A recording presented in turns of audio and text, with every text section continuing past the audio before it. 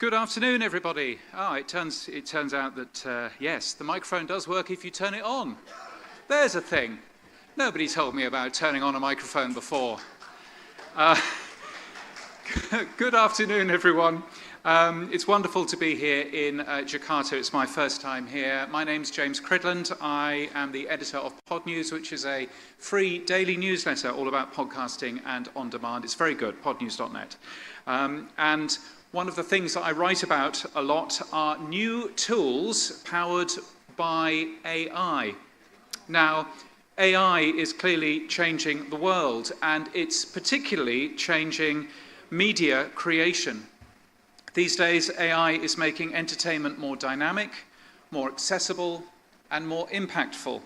It helps us make more creative content faster, and it helps us be more reactive than we've ever been able to in the past.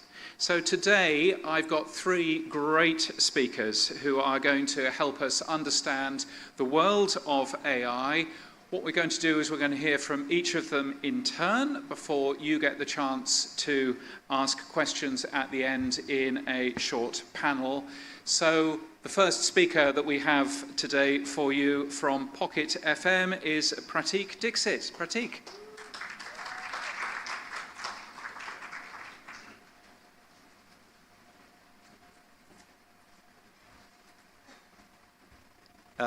Good afternoon, everyone. Thanks, James, for the brief introduction.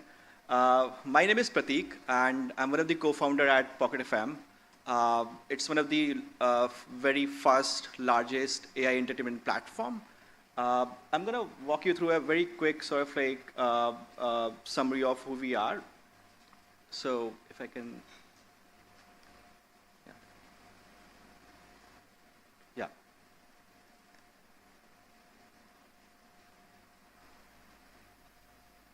Is it possible to?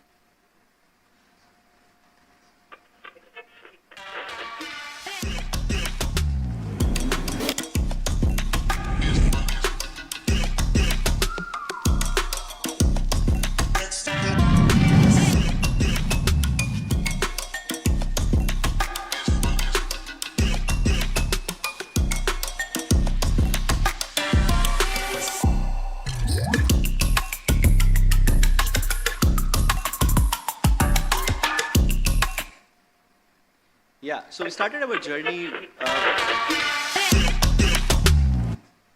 So we started our journey back in 2018 from Bangalore.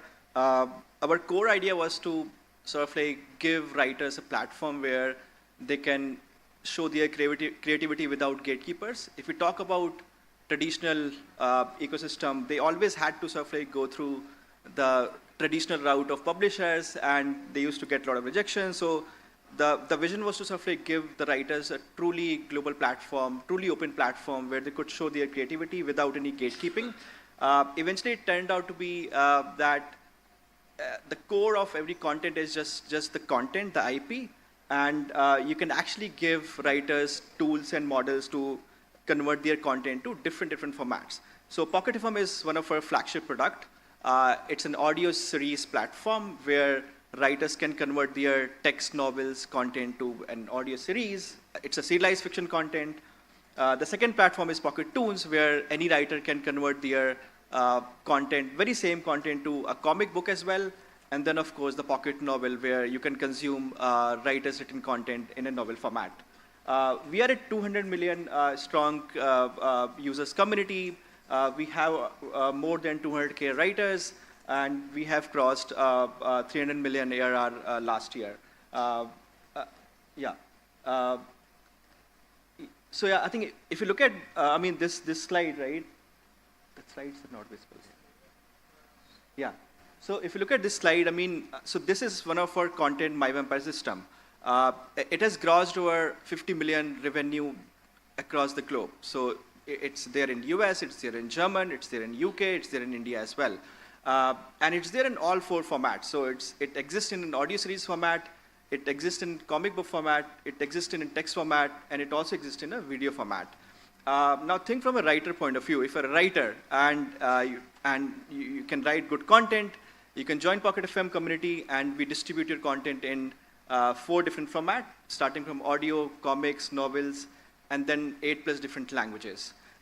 So we give platform where writers can multiply their IP value in, let's say, 10 different languages and 3 different formats. And MVS is a great example for that. Now, if you think about the traditional writer ecosystem, right, they have been like, so what we have done is that we have went to whiteboard, we have understood what writers face, what sort of like problems writers face in a traditional setup. So very few problems, right? I mean, there are too many gatekeepers, right? I mean, if you look at the traditional publishing industry, there are too many gatekeepers where writers have to sort of like go through, and they face a lot of rejections as well during that period, right? Lack of feedback. Writers don't get feedback on their content, right? And we have personally talked to a lot of writers, and they feel very lonely, right?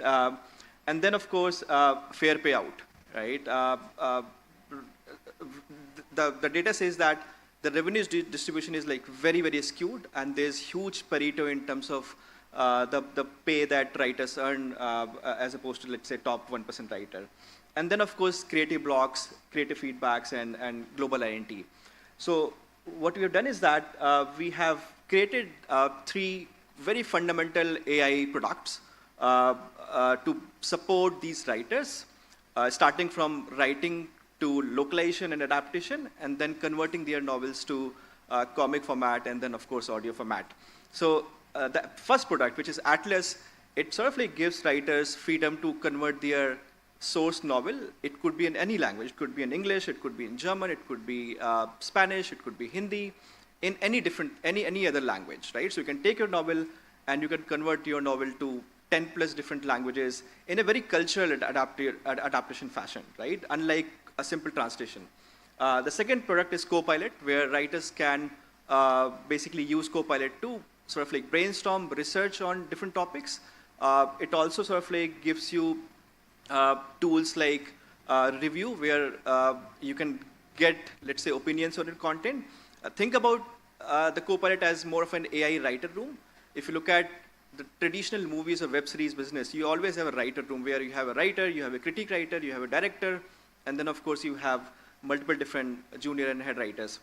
We sort of like have shifted the same physical writer room to AI world, where you have now an AI writer room, where writers sort of like get consistent feedback from critique writers, directors, and a bunch of different head writers. So that's the second product. Now the third product is Blaze, which is a product where writers can convert their text novels to a comic book in different styles. And this sort of like completes the suite of product where any rookie writer, if you join the platform, we give you, let's say, all the assistance to write content. We give you assistance to convert your content to 10 plus different languages in a culturally native fashion. And then, of course, we give you models and tools to convert your text novels to different formats like comics and audio series. This is just very early numbers. We launched this suite of products in last 6 months. We have already seen like very strong traction.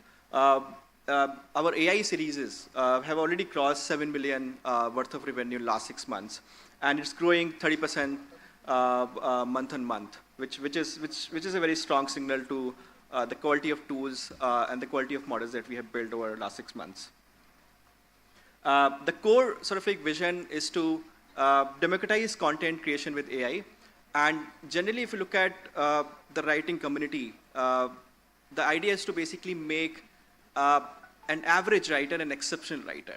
A lot of the writers have great ideas to write on. It's just that they're not good at creative writing, right? Now, the vision is to sort of like bridge that creative gap through AI, and then sort of like democratizing the content through the AI. And yeah, I think so. We're building, world's first AI entertainment platform. The writers are core at the vision, and yeah, so that's about it. Thank you.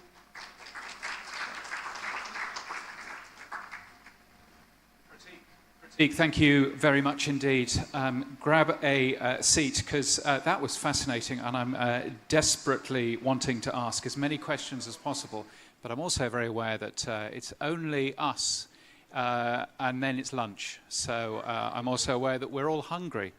So, from India, let's go to the Philippines. A man who has been to many Radio Days Asias, and I'm delighted to see him here in Jakarta from Podcast Network Asia. Please welcome Ron Baetiong. Ron.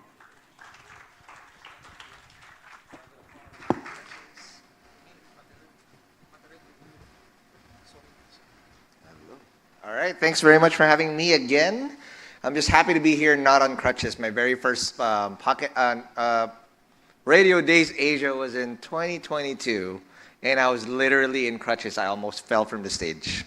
I broke my ankle, but I couldn't say no to you guys. I pulled up even I was like 2 weeks removed from surgery. So today is very special because, again, we've been in this very lonely journey of podcasting and audio here in Southeast Asia. There's not a lot of us here, so big shout outs to the players who's been here. Big shout out to Noise, Rado, again, big fans. Indonesia is the #1 podcasting market in Southeast Asia, it's bar none. Philippines comes second, but it's been very lonely because we've also been navigating this industry. And it's so super nuanced and nascent as well. Now, what we built, and I'll do a long story short, is that we created a product because we're big fans of Pocket FM. Okay, so long story short, I'll give you a story first. We started out in 2019 as a podcast network, and it still is a podcast network. Our biggest goal was to create the first Filipino media company that actually expands outside of the Philippines. And we believe, as Filipinos, we are the world-class and bar none the best in the world in gossip. Yes, we are the best gossipers. There's a term in the Philippines called chismis. Chismis means gossip. So we're naturally talkers, and podcasts are the perfect platform for you to be able to do that. It's basically just recorded gossip. So we wanted to create that. We started out with 5 shows in 2019, and we grew all the way to around 230 shows in 2022. The pandemic was good to us because everybody just became a podcaster overnight. But that was one of our biggest mistakes. We created the supply where we couldn't find the demand. And I'm pretty sure Rado is having flashes of this because it's so hard. Because now we understand the game in any type of media, and I'm pretty sure in radio it's the same. There is a power law. The power law states that only the top 10% of whatever you create out there gets the biggest chunk of the pie. The 90% will struggle. It's crowded at the middle. And we felt that same thing because that way we were able to create the biggest inventory of podcasts. We were also here in Indonesia at one point. And we were hand in hand with Spotify in creating inventory across the board and making Spotify the default podcast consumption platform in the region. We couldn't find sustainable revenue sources, especially in advertising, to get that done. We were subsidized by Spotify. We created 50 shows for them at one point, 30 in the Philippines and 20 here in Indo, to create top-topping podcasts. And then the bubble burst. 2023, I vividly remember, after podcast movement evolutions in Vegas, I was so happy. I went home flushed because Spotify just told us that all those shows are now canceled. Almost killed us in the process. Had to cut my team in half. And then I had to let go of the shows that we all built, that inventory. Good thing in the Philippines, we were also popular for one thing. We are the podcast or audio post-production outsourcing capital of the world. Audio is outsourced to our country. So we then focus on powering podcast networks instead.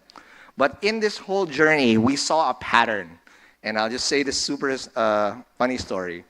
And in 2023, just a few months after Spotify churned, or just the bubble burst, my co-founder passed away. So we got all the bad cards all in 1 year. But randomly, we were telling this story. We met a couple of guys here in Indonesia called Karya Karsa. I don't know if you guys were familiar with Karya Karsa.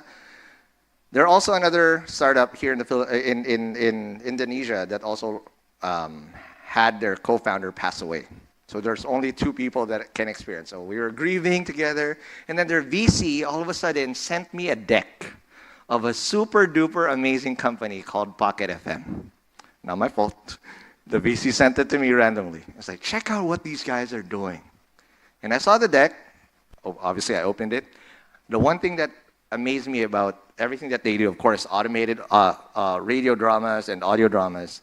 Their third biggest country of profit after the US and India was the Philippines. And then I saw a pattern.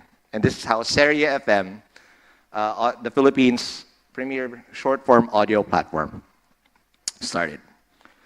So in the Philippines, the number one format of podcasts out of the top 10, out of the top 20, are radio dramas. So what is a radio drama? This is not a solo cast. This is not a diary type of podcast. These are full-on dramas done in radio once a day. Every day there's a random radio drama, and people love this thing. Again, gossip, drama, that's very Filipino, right? But it comes in multiple formats. But it's the hardest to monetize because in terms of ad slots, you can only do an ad slot within pre-roll. Imagine you're doing a horror movie. Somebody's about to get killed, and then all of a sudden there's a break, and then you just lose the vibe, right?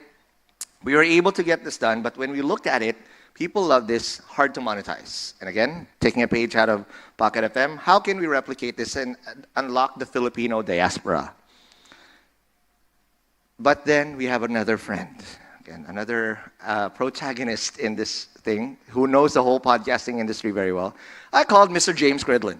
It's like, James, I know there's this thing that you know called Spotify Open Access, which people don't know that you can actually put a paywall within Spotify on podcasts.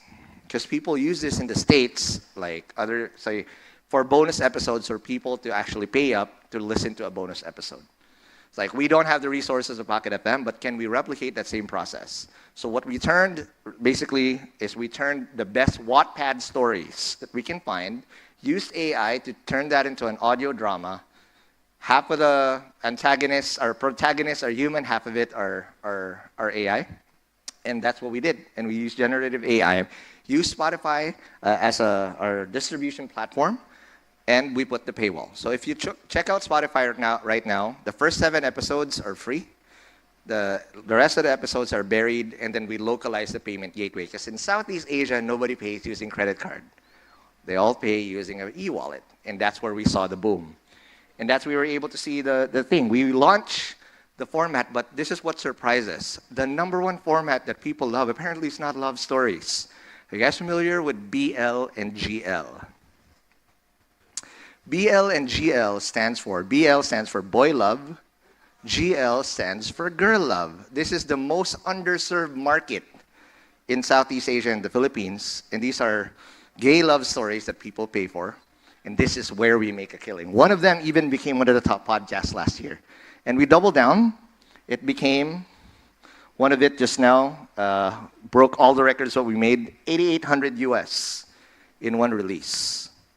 All done through BL. The power of BL. So again, just a thing, when you listen to it, please make sure you're on earphones. Because it gets raunchy pretty quickly, okay? So this is what we've been able to do, and again, big thanks to do that. And this is basically the formula.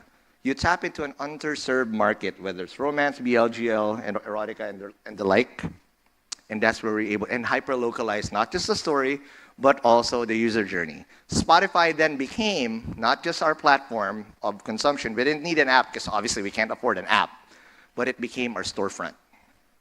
You have to check out Seria FM. Happy to share more. I'm running out of time. But again, big thanks to Pocket and to James Cridland for this. And again, thank you, Radiodays Asia. Thank you, Ron. Wow, I've got questions on that too. My goodness. Tomorrow, there is a whole day about podcasting. If you're enjoying this, you will really enjoy tomorrow. It's called Podcast Day Asia. It's in the Better Room over there. And one of the people that has been really working to make Podcast Day Asia a real success is our next speaker from KBR Media. Please welcome to the stage Chitra Prastuti. Chitra.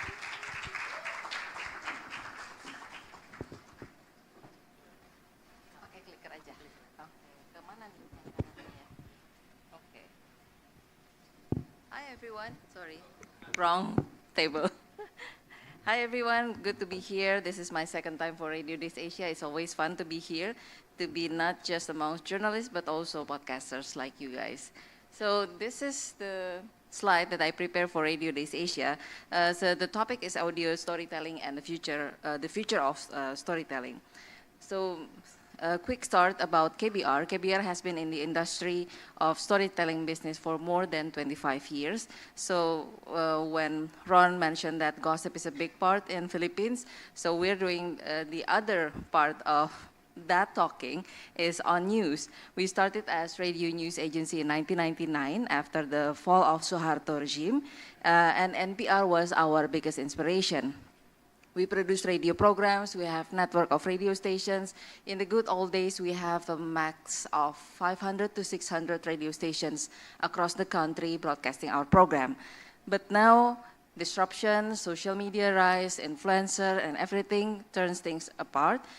So now we're branding ourselves as KBR Media because KBR initially started as Kantor Berita Radio or radio news agency, but we want to kind of get away but brand ourselves on audio podcast kind of thing. So we use the new branding KBR Media.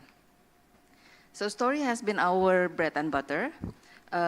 So we live journalism, we talk about news, we talk to people, we do the ethics, we do the work ethics and everything. And now, fast forward to 2018, there are a lot of podcasts in Indonesia. Horror, comedy, you name it, everything. Diary kind of podcast is very huge in Indonesia. But we felt like there's something missing. We saw these problems that in society, but we're lacking podcasts to talk about that. The diversity of content, because the big three genres are there, and people are replicating that and that over and over again. So, and also we saw some ethical issues, and so we also see some discoverability issues. So this is, back in the old days, we have Spotify, we have Noise, our friend as well, and now YouTube, but everything is scattered, everything is on supermarket. It's not easy to find things. So we have this idea, we have to have together quality content creators, value-driven creators, and with some journalism magic tricks. This is what we need to protect our democracy, especially in times like this in Indonesia. So this is what we did in 2023. We did this collaborator KBR or KBR collaborators. We gather with partners, with friends, activists, journalists, and everything to create podcasts with us. So we have a total of 100 episodes done with 20 partners, 20 collaborators, so from edgy parenting styles to health and financial activists sharing their knowledge to music and everything. So we talk a lot about what's important issues in our society. This initiative was awarded by One IFRA in 2024. So the 11 in the room is the Gen Z. So everything is going towards Gen Z. We are struggling to find interest for Gen Z for news, for journalism. Now we are doing a new trick, which is called Podcaster Hunt. This is our activity to introduce podcasts, like creative journalism-based podcasts to young generation, where we introduce them to how to build podcasts in ethical ways, so we can say that. And it's because podcast is widely popular to Gen Z audience. So we want to work more with aspiring mission-driven podcasters. We have been doing this since 2024 under this campaign called Indonesia Baik or Kindness of Indonesia, led by KBR. So we start by ourselves doing stories that is relevant to our audience, and now we're engaging with young audience to also create content for the society. It's a talent scouting activity for young creators, so we go to universities to talk about what it takes to make a good podcast and everything, and share them on the podcast making journey. So this is where we are now. And if we talk about what it takes for us to be a good storyteller and the future of storytelling in Indonesia, I think it's the inclusive storytellers. We need more than just journalists. We need content creators to also do good content, mission-driven content. So this is because the information ecosystem is not consist only journalists but also content creators. So we need to also make sure that we are building a healthy information ecosystem. For AI, for us, it's like a goods assistant. So handle with care, we use it, of course, in our daily basis and our production line. But if we are really doing this really careful, because we understand that this can also backfire for us as journalists, as news organization, we have to make sure that the process, the workflow is ethical in using AI. So the magic tricks for future of storytelling is still the human storytellers with the help of AI who can handle AI with care. To be, and I like this quote there, here. I cannot see this from here. So to be superhuman today is to fiercely defend what machine cannot replicate: emotional depth, lived experience, and moral imagination. This is, I think, what's important for us journalists in making podcasts and doing journalism and doing storytelling to our audience. Thank you.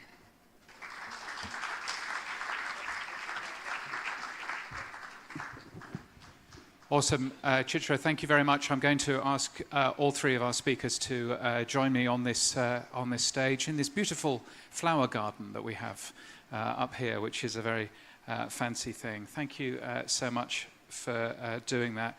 Three very different panels, very different speeches there, and I found all of them fascinating. Prateek, with Pocket FM, you're using AI to make great content work in different formats, but both video and audio and tunes and what you call novels or ebooks.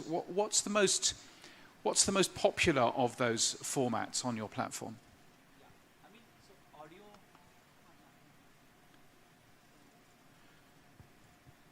Yeah, I think so. Audio is our flagship product. It's been 8 years since we started Pocket FM. Yeah. It's the biggest product for us, but we launched Tunes in last 8 months back. Tunes was going pretty fast. Even novels is also going pretty fast. But audio is the flagship product. It sort of like holds 80% of our revenue and user base at this point. 80% audio, that's a good thing for an audio conference. Yeah. Excellent. Do your creators start with the ebook, or do they start with the audio, or how does it work? Yeah. So if you look at all of these formats, the core is always the text, the script, right? Mhm. So we give writers, as you've seen before, is the Copilot platform where they can write the content in text format, and then we give them models and tools to convert their text content to a comic book, an audio series, a video format, and of course the comics, the text novel as well, right? So they start writing the content as a storyteller, and then we give them models and tools to convert their text format to different form factors, audio, comics, and TV. Ron, I'm going to turn to you next. Let's see if your microphone works, first of all. Check, check, check. Okay. That one works. Okay, mine's dead. Okay. That one's dead. There you All go. I was curious. You talked a lot there about. I mean, what a brilliant idea using Spotify as your Thanks to you. tool. Okay. No. I wasn't saying that just to fish for compliments. No, but I was again, genuinely saying right. that's a really smart idea, particularly since Spotify allows you to use the payment mechanisms that are right for your audience, which of course is not necessarily going to be an American Express card. Nope. You didn't mention AI at all, so I thought, given that we're here to talk about AI, Right. how are you using AI in these tools? Okay, there's several steps of how we source this out. Number one, we use AI now, specifically the agentic and deep research tool of ChatGPT to source out the best stories. Because what we don't have the luxury for, and it's very, very difficult to get, it's a hit or miss business in terms of things. So where we find our hits is Wattpad. So we use that to source out the best stories. Second, the way we do it is when we get the Wattpad stories, it's written in a way that it's a novel. It's not a radio drama. Again, Filipinos love the radio drama style, so we re-script the whole thing in a radio drama style. And if we did that manually, it'll probably take us 2 months to get it done. We get it in a couple of days maximum. And third is, again, replicating how Pocket FM did it. Our voice actors are half of them are AI.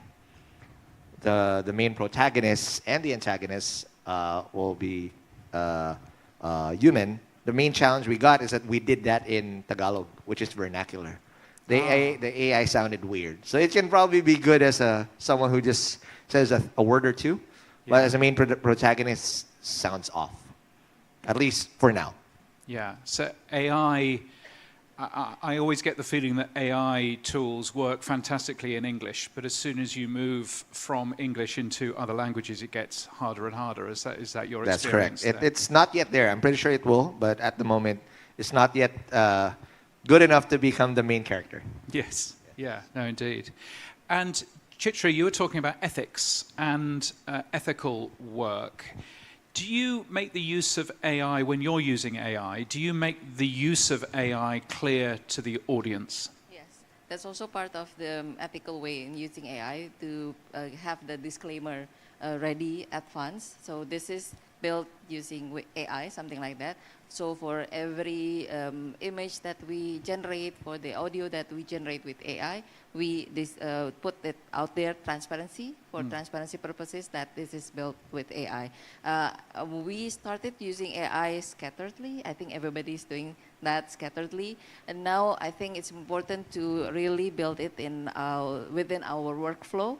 And really make sure that everybody knows which AI tools that we are using. I like the way that Pratik mentioned that there are 3 tools that he used. I think it's really important for us, for transparency and accountability for us, because if something happened wrong, because AI hallucinates a lot, so if something bad happened, it's us, journalists, who is going to be blamed, not the machine. Yeah, and so I think made with AI, I suppose we all probably use AI a little bit. Where I use AI is summarizations. So if I've interviewed somebody, I let the AI produce the show description, for example, because that's a much easier way of doing it than me going through the entire audio. But what would you put made with AI on? Is that when you're using voice clones or when you're using generative AI? Is that the sort of thing that you would use that for? I think for the moment we kind of hold back a little bit in using the AI because we haven't have yet a clear blueprint on how we're going to apply this AI in our newsroom. But then we do it to faster our production process because we are also aware, for summary, for example, we are also aware that there are examples from other media companies in Indonesia where AI hallucinates and do the summarization wrong, although the machine also only works within that newsroom's content.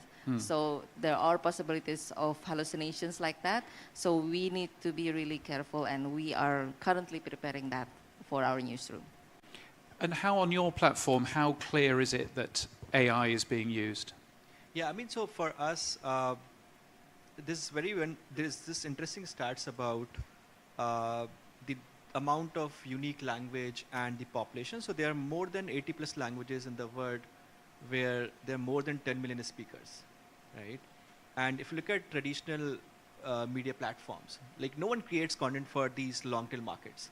Like no one creates content for, let's say, a Nordic market or let's say a very small market with, let's say, 5 million user base, right?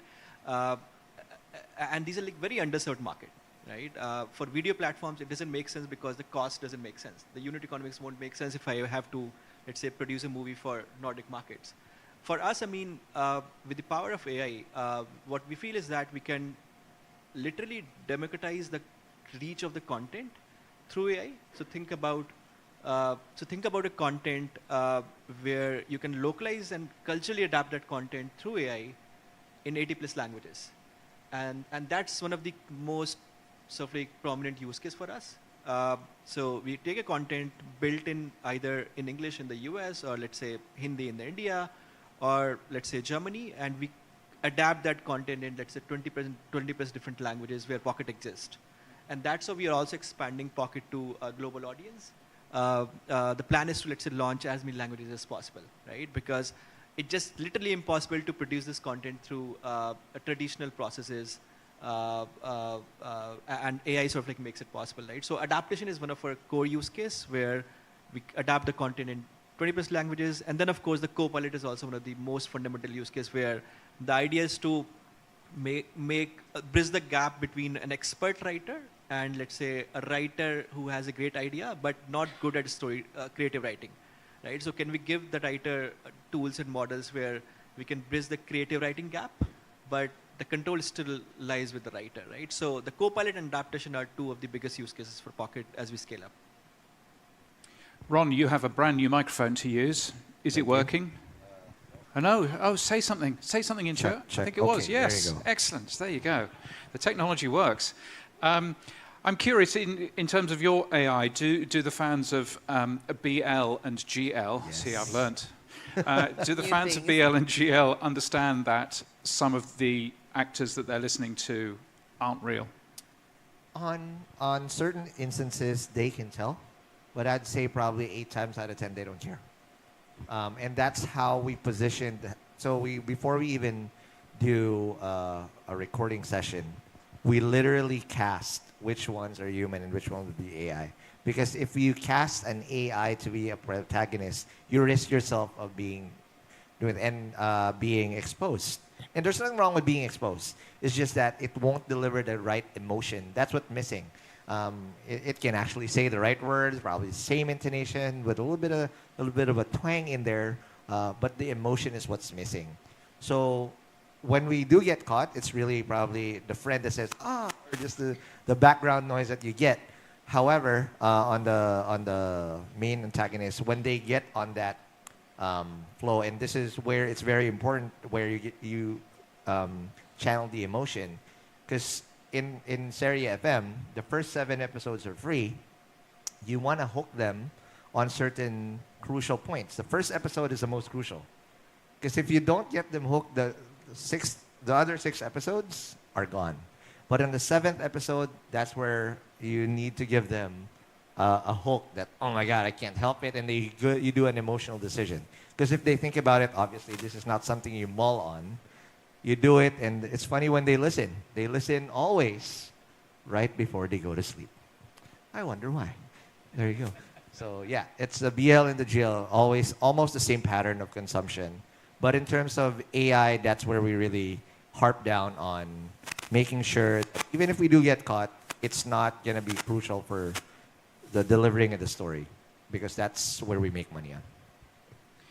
Chitra, you were also talking about inclusivity, and one of the things you said is that storytelling needs to be told by more than just journalists. What do you mean by that? Because journalists is only a fraction in this information ecosystem.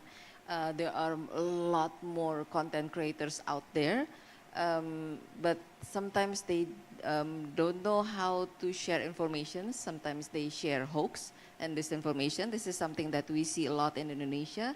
That's why we're working a lot also with content creators, with young people, to share them about the ethical part of journalism. So they know about accuracy, they know about being impartial, they know about being careful in sharing information. So our stance is you don't have to be a journalist to share crucial, accurate information, but you do have to know where the boundaries. You should know how to detect hoax and not to share that. That's how we engage that. That's why, that's how we meant by inclusivity. That's how, because we want to engage by as many groups as possible to share how we share information, because we want to live in a healthy information ecosystem to be able to make important decisions in life. And how do you ensure, do you have any sort of internal targets to hit in terms of inclusivity, or how are you actually ensuring that you So do at that? the moment, we put this inclusivity perspective in the modules. We have a module for our podcaster hunt activity when we introduce podcast to young students. So we include that perspective in our module in building podcasts. So it's not just technical aspects, but also in how you deliver, how you choose the content, how you portray important things in your life and make it out there. So, Pratik, one of the things around social media is that social media platforms appear to be quite divided now. X appears to be full of people who think that Donald Trump is the best president in the United States ever. By the way, he's making a announcement, but not saying what the announcement is at 2:00 today. And he hasn't been seen in public for the last 5 days, just saying. So X is a pro-Donald Trump, Blue Sky is anti-Donald Trump. How do you ensure that Pocket FM, the content that you hear on Pocket FM, doesn't begin to be skewed to one sort of to one set of people? How do you keep an inclusive set of content on that platform? Because you've got a lot of people on there. Yeah. So Pocket offers 3 different sources of getting content. So we have a original team, right? So it sort of like completely controls through our editors, and we have a good slate of diversity there. So as I think he mentioned, I mean, we sort of like focus a lot on underserved genres in audio. So think about fantasy as a genre, and if you look at the OTT platforms, Netflix, Prime, Hulu, Paramount, like they don't produce a lot of fantasy content because it takes a lot of time to produce that content, and the cost is very high as well. So in audio, our focus a lot is on, let's say, serving those categories which are underserved in video, and it also like helps us in pulling the customer base. Fantasy is a huge category, right? And like if you look at the video content available, or if you look at its last 1 year, how many fantasy series have been produced? Maybe very few, under 5. So the original sort of like, we make sure that we have a good slate of diversity across fantasy, horror, romance, drama, and of course like your comedy, thriller, and all those things. On the UGC side, so the second source of content for us is the UGC community, right? Where anyone can write the content, right? We sort of like funnel and channelize the content in UGC through our contest. So we run very small contests across different concepts and different genres, which are well diverse. And then these contests sort of like helps writers to channelize their thought process, channelize their content as well, right? So through these mediums and through these contests, we make sure that the content has very well diversity in terms of sort of like genre and in terms of concept as well. And Ron and Pratik, you both run large platforms. I'm wondering whether, you're obviously here in front of a lot of broadcasters who make an awful lot of content. Is that something that you would be interested in, working with broadcasters to help them bring content onto your platform? Is that a thing, Ron? Yes, absolutely. We're actually working with the second biggest radio company in the Philippines right now. We partnered up because they saw what we were doing in Serie FM. I told them, do you guys want to do BL and GL? I was like, yes. Well, you obviously can't do that in broadcast, right? They've been wanting to do that. And also one thing that you also have as broadcasters is a large back catalog of classic audio drama, whatever that is, that still adds value because the fans of that are still exist. Right now, that radio group, it's called RMN Media, based in the Philippines. What they struggle with is that a lot of people record the audio dramas or radio dramas as they air, and then they publish it on YouTube, and you cannot police that. But if you actually put that as a catalog, turn that into a audio, we call it Serie. Serie, by the way, means series in Filipino. You technically splice that up, put it in a format that people already use, and it has no cost for you. It's already been produced anyway, but if rather than letting it rot somewhere, republish it, put a paywall somewhere, or sell the whole catalog for a subscription. Can be done also on Spotify. Well, time is against us and lunch is on the way. I don't know what will be the headline story in Podnews tomorrow, but I suspect that AI will be involved some way, in some shape or form. But for now, please join me in thanking all of the panel. Pratik, Ron, and Chitra, thank you so much. Thank you, guys. Happy lunch.